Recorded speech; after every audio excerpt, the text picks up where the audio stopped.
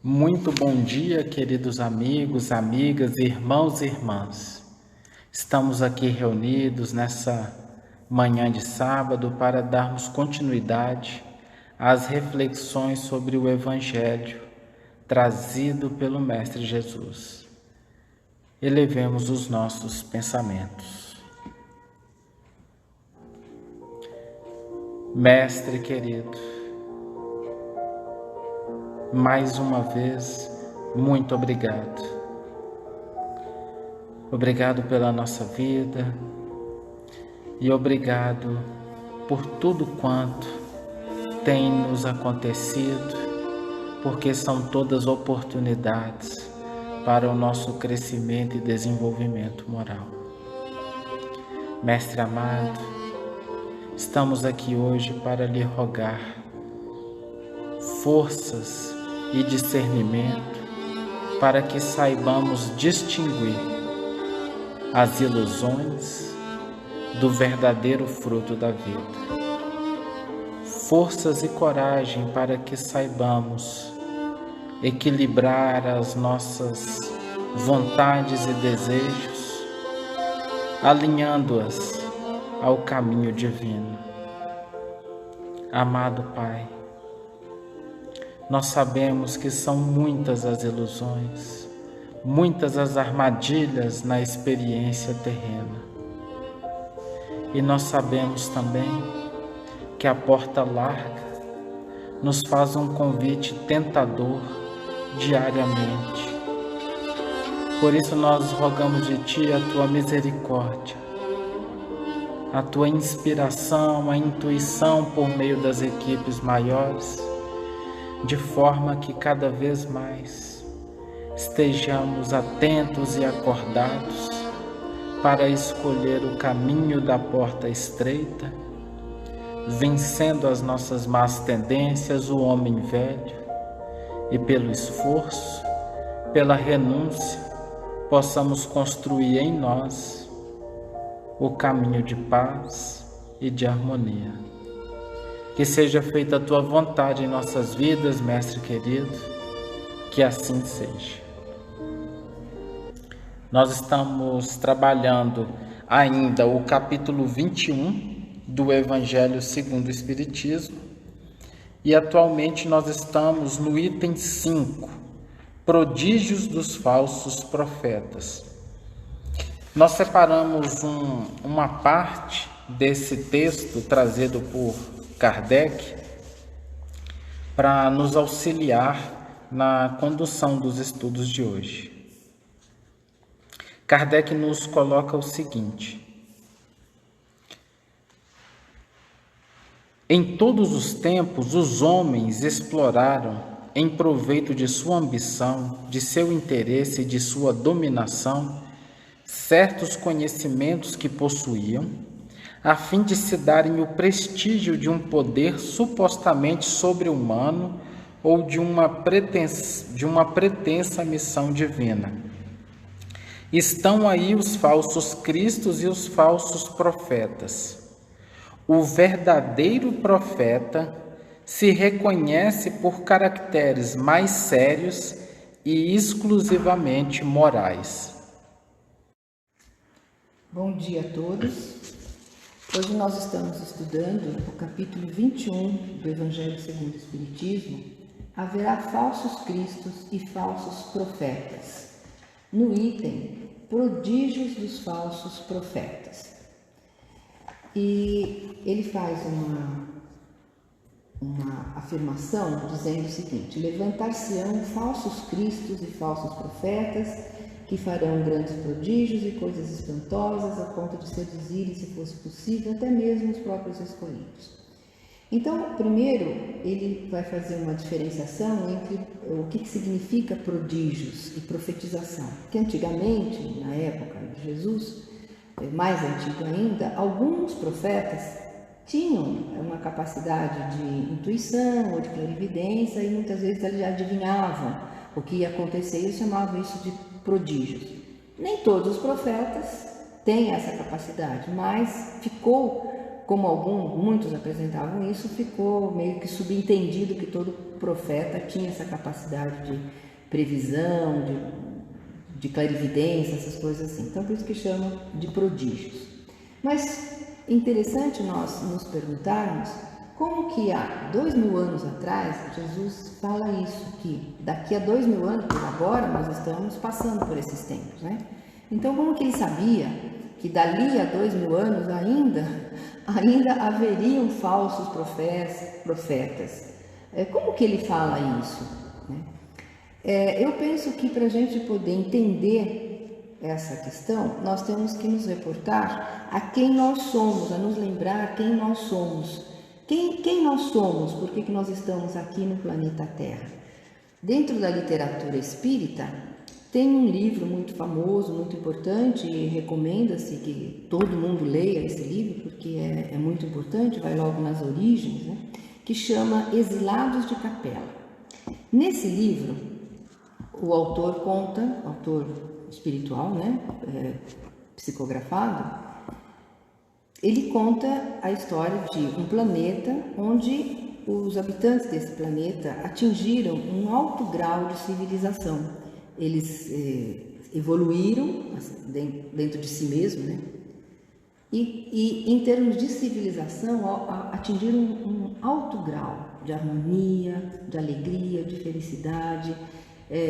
Conseguiram entender que felicidade, ser feliz é fazer os outros felizes. E tudo que corresponde, tudo que é necessário para que isso aconteça.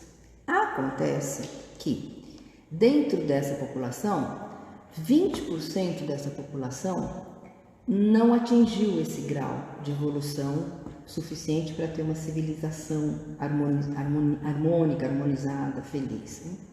E esses 20% começaram a causar problemas, né? Sabe aqueles espertinhos que sempre quer se aproveitar daqui, das pessoas, da inteligência ou da ignorância, né, das pessoas. E esses 20% não dava para acompanhar os outros 80%. Os outros 80% continuaram a sua evolução, hoje devem estar maravilhosos, né? Mas os 20% que estavam causando problemas tiveram que ser separados deles e foram então exilados desse planeta. Eles moravam num verdadeiro paraíso e foram expulsos de um paraíso. Na Bíblia fala isso, né? Que nós fomos expulsos do paraíso, Adão representando toda a humanidade, né? E que essa expulsão desse paraíso é exatamente esse grau de evolução que nós até quase conseguimos. E esses 20% que foram exilados, que foram expulsos desse local, somos nós. Para isso foi criado um planeta, que é o planeta Terra, um planeta especialmente criado, elaborado para suportar esses espíritos. Foi desenvolvido vamos chamar assim, de robô eletroquímico, que é o nosso corpo físico, que pudesse minimamente expressar um pouco do que o espírito é, na verdade. Mas esse robô eletroquímico, esse corpo físico, ele limita enormemente as capacidades que o espírito tem. Por um lado é ruim, porque a gente não tem acesso à clarividência plenamente, assim, mas por outro lado é bom, porque também não temos acesso à ignorância total, essa coisa assim. Então, esse nosso corpo foi idealizado e programado para cumprir essa função. Para quem quiser ter mais detalhes, tem um livro que chama Evolução em Dois Mundos. Foi psicografado pelo Chico Xavier e pelo Valdo Vieira. São dois médiuns, cada um psicografava um capítulo. E André Luiz, que é o autor espiritual. Nesse livro ele conta do planeta Terra desde que foi formado, quando foi formada a Terra, quando foi formado os primeiros seres unicelulares, quando a vida começa, depois quando começa a replicação pelo DNA, quando as células, enfim, vai indo passo a passo, né, até formar o corpo humano, até formar as pessoas, as mentes, enfim, como que foi planejado, idealizado e como que os engenheiros siderais construíram esse nosso planeta. Esse planeta, então, foi um planeta construído, entre aspas, feito especialmente para agrupar e receber esses espíritos que eram problemáticos, vamos chamar assim, e é um planeta em que ele prima pelo sofrimento. Por quê? Porque essas pessoas naquele planeta agiam dessa maneira. Então eles não, nós, né, vamos chamar assim, nós tivemos que vir e aprender, vamos chamar, do nosso próprio veneno. Nós éramos seres malvados, causávamos sofrimento a outrem, e aí então nós viemos para um planeta de sofrimento. A base do nosso planeta é o sofrimento. Você pega o capítulo 5 do Espiritismo, é bem-aventurados os aflitos. Por quê? Porque nesse planeta aqui onde nós estamos, encontrareis aflições, que é o que mais nós temos, né? Nós sabemos que, por ser um planeta de sofrimento, as oportunidades que nós temos de falhar no nosso propósito são imensas, né? É muito fácil a gente cair em tentações, né? Bom, então dessa maneira, ele vai falar, voltando aqui ao assunto, ele está falando então de falsos profetas. Como é que a gente pode entender esses falsos profetas nos dias de hoje? Vamos chamar os médiuns, né? Os médiuns são um tipo de profetas, não necessariamente de falsos, né? Existem muitas pessoas que ainda não se desenvolveram bastante e que têm, por exemplo, mediunidade todos nós temos mediunidade, uns mais acirrados, outros menos, uns desenvolvem mais, outros menos, mas todos nós temos a capacidade de mediunidade e muitos de nós temos a capacidade de clarividência, de intuição, de percepção de longa distância, de desdobramento, enfim. E muitas pessoas têm essas capacidades inerentes e muitas vezes não se fortaleceram nos estudos que vão trazer como trabalhar de acordo com as leis morais essas capacidades que nós temos, de acordo com a ética e, como eu falei, de acordo com as leis morais, como utilizar essas capacidades. Então, muitas pessoas utilizam essa capacidade para enganar os outros.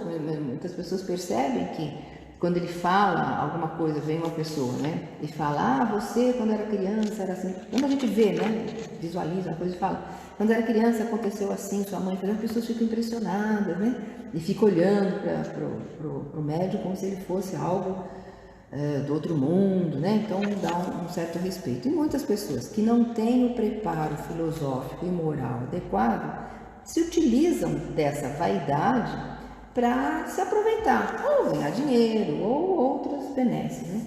Nós temos notícias, né? É só olhar o jornal, a gente tem um monte de notícias de pessoas que fazem isso e que causam até problemas muito sérios para muitas pessoas, né? E então voltamos à questão de que Jesus falou há 2000 anos atrás que nos dias de hoje haveriam falsos profetas, né? Falsas pessoas que falsificam, que não trabalham moralmente essa questão. Isso não significa que todos os médiuns são assim. Pelo contrário, a grande maioria das pessoas que trabalham com mediunidade são pessoas ligadas ao espiritismo, aos estudos do espiritismo e presos, né, vamos chamar assim, a essas leis morais. Bom, como nós podemos identificar os falsos profetas e os não falsos profetas? Pelas obras dessas pessoas. Se essas pessoas se a obra dessas pessoas são obras de cunho moral, de ética, então nós sabemos que nós estamos diante de pessoas elevadas. Ao contrário, seria o que nós estamos chamando de falsos profetas, né? Mas veja, o que é importante falar, não são só os falsos profetas. No mundo de hoje existem também falsos professores, falsos encanadores, falsos entregadores de pizza, falsos trocadores de pneu, etc. Por quê? Porque a nossa natureza, só recordando, a nossa natureza é de tecidos exilados de um planeta onde 80% da população conseguiu um alto grau de evolução. Nós não conseguimos e tivemos que vir começar tudo de novo num planeta de sofrimento para aprender a reconquistar uma etapa que nós até estava facinho, né? Estava fácil para a gente fazer. E ainda, então, estamos decorridos 2000 anos que estamos ainda desenvolvendo a evolução própria dentro de nós mesmos, né? Então, é isso. Então, nós não só vamos encontrar, né, como eu brinquei aí atrás, não só vamos encontrar falsos profetas, como vamos encontrar falsos entregadores de pizza, trocador de pneu, encanador, professor, etc. Né? Profeta é todo aquele que professa algo. Vamos partir desse princípio. E nós temos muitas pessoas que dizem, que professam que fazem algo, mas que é só uma palavra morta. O que elas dizem não representam o que elas são, nem tampouco o que elas fazem. É aquele velho ditado, né? Faça o que eu falo, mas não faça o que eu faço. Isso é bastante comum no plano terrestre, nas relações interpessoais, enfim. E não poderia ser diferente também nessa relação com os espíritos. Da mesma forma que nós temos irmãos desencarnados evoluídos, nós também os temos com um grau de evolução menor, que tendem a essas ações de zombaria, de ilusão e tudo mais. A nossa falta de discernimento, a nossa falta de estudo e de perseverança no bem potencializa a nossa queda nessas falsas situações, nos faz vítimas desses enganadores. Ou seja, grande parte dessas decepções que sofremos no convívio com os falsos é responsabilidade nossa, porque nós é quem decidimos fugir desse entendimento da verdade, que é a vivência plena do Evangelho. E também nós escolhemos o reino das aparências. É mais fácil transformar o exterior do que mudar o interior.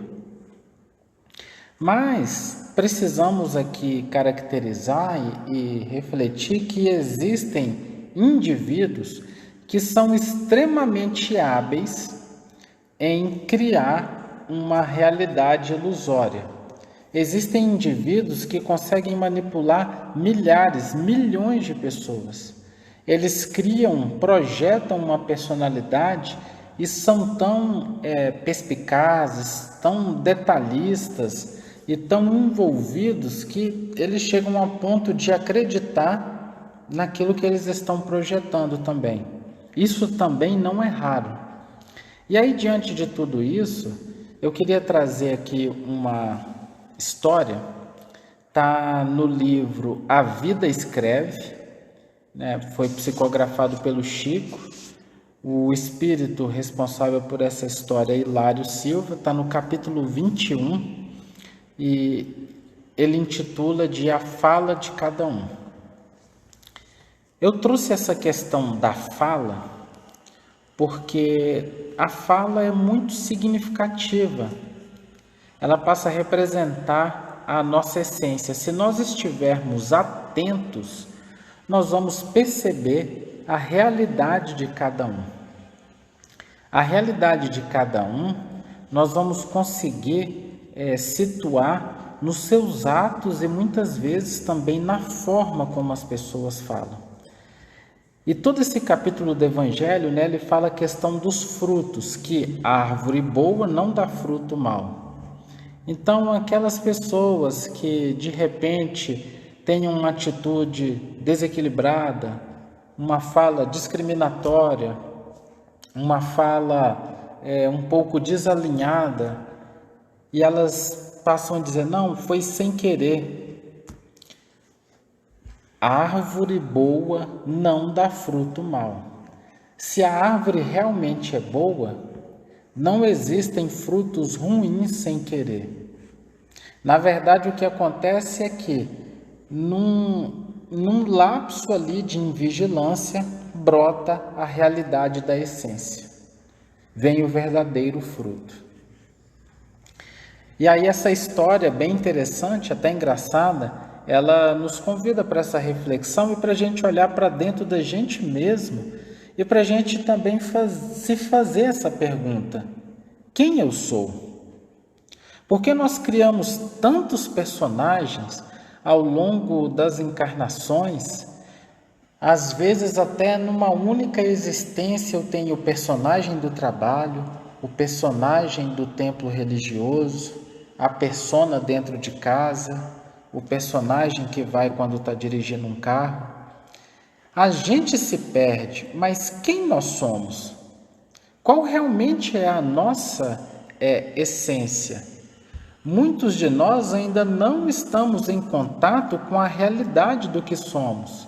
Nós também enganamos as pessoas.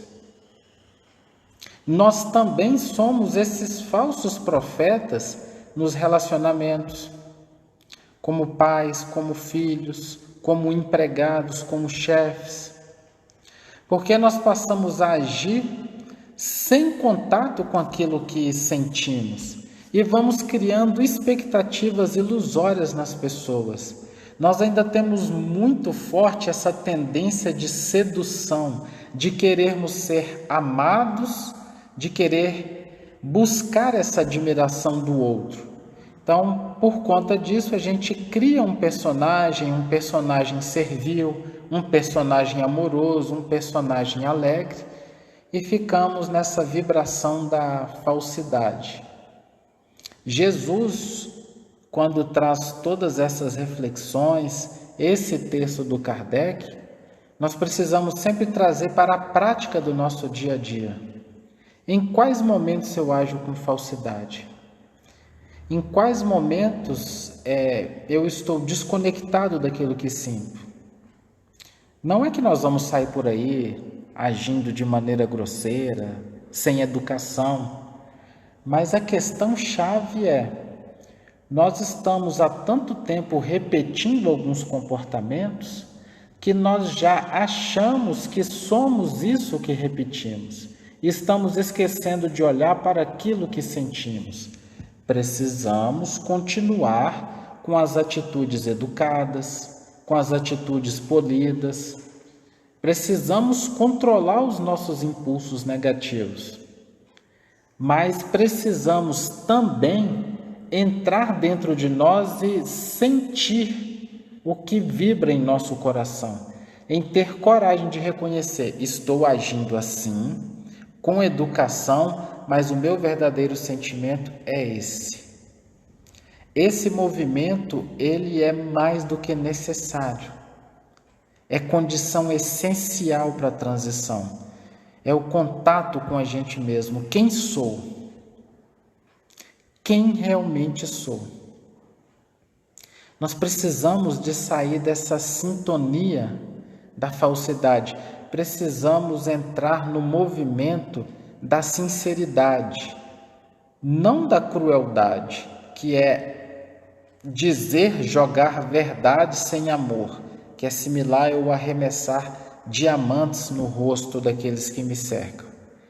É a sinceridade com amor, a fraternidade, onde eu me posiciono e tenho a humildade de apresentar também as minhas limitações, de ser o que sou, de deixar com bastante clareza aquilo que sou, de maneira que eu não engane ninguém ao meu redor.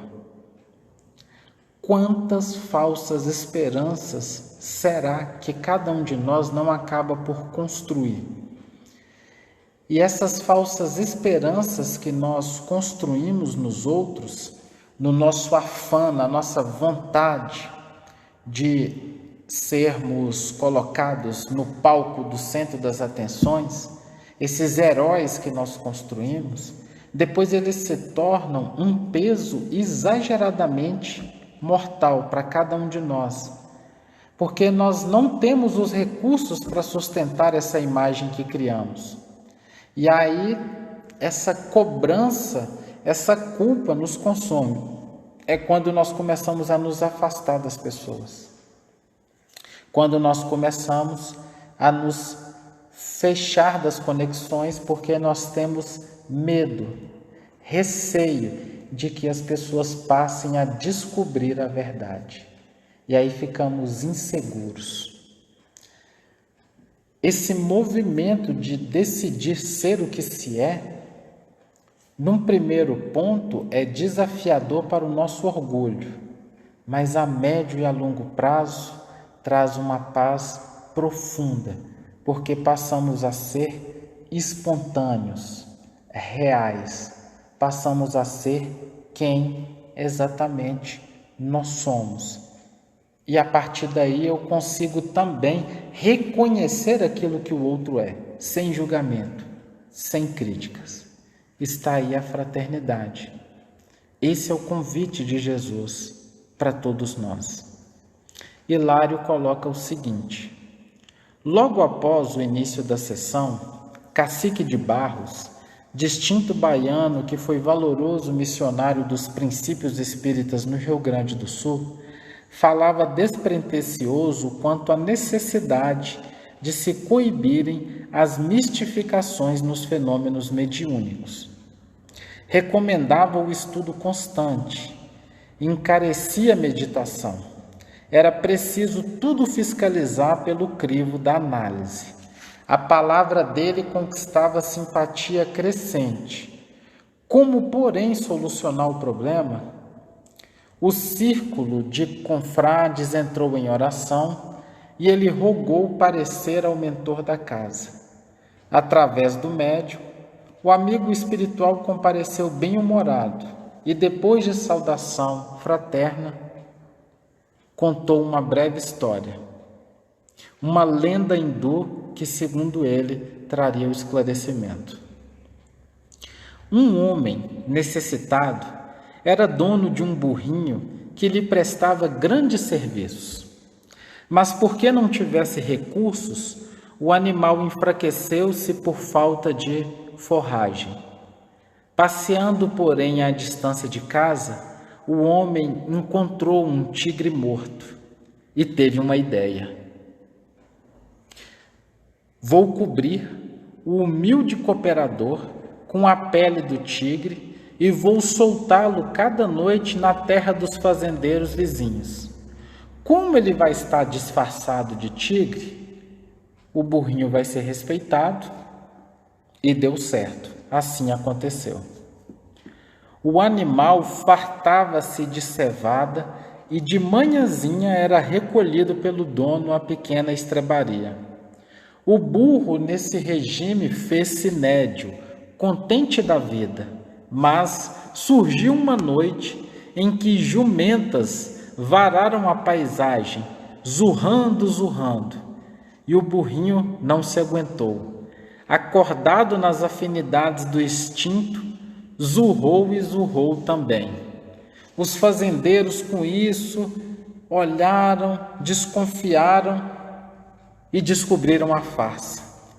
E mataram-no a cacetadas, rasgando-lhe toda a pele. O orientador fez uma pausa e continuou. Nome, forma, gesto, fama e autoridade são aspectos na pessoa sem serem de modo algum a pessoa em si. Nome, forma, gesto, fama e autoridade são aspectos na pessoa sem serem de modo algum a pessoa em si. O que nós fazemos não representa necessariamente o que somos. E em seguida conclui o orientador espiritual: se vocês quiserem realmente conhecer benfeitores e malfeitores, sábios e ignorantes, sãos e doentes, encarnados e desencarnados, escutem com atenção a fala de cada um e a palavra das suas atitudes. Cada um de nós, por mais que busque construir, projetar uma forma, no decorrer, se não dessa vida ou de outras, mas em algum momento, a verdade vai aparecer. Porque seremos colocados em situações onde a força do instinto, dos maus sentimentos, invariavelmente, por uma atração magnética dos vetores que atraímos, vão fazer emergir de nós aquilo que realmente somos. Nós não conseguimos esconder para sempre os nossos gostos. Evolução é, acima de tudo, uma depuração de gostos. Então fica esse convite para que no dia a dia nós nos esforcemos para não agirmos como falsos profetas, levando ilusões e mentiras àqueles que nos cercam num devaneio enlouquecido do egoísmo, da vaidade, do orgulho, de buscarmos o centro das atenções, o poder, a fama, seja o que for, nessa busca enlouquecida de sermos amados, reconhecidos e servidos. Isso pouco a pouco destrói a todos nós.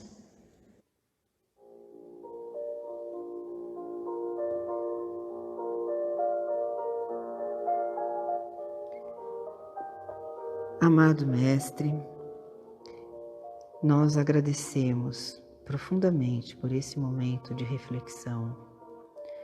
Pedimos a sua companhia, sua proteção, sua ajuda em cada momento de nossa vida.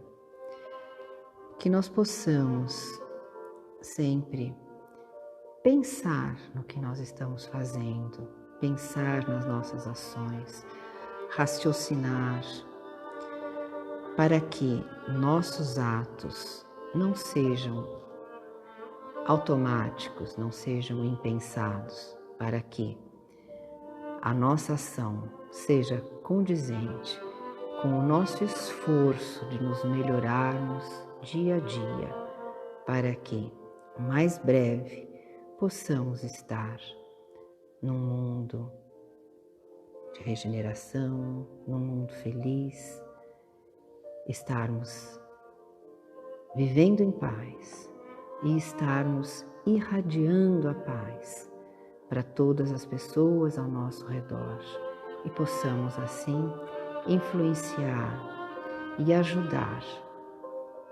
mais pessoas a encontrar a paz. Que assim seja.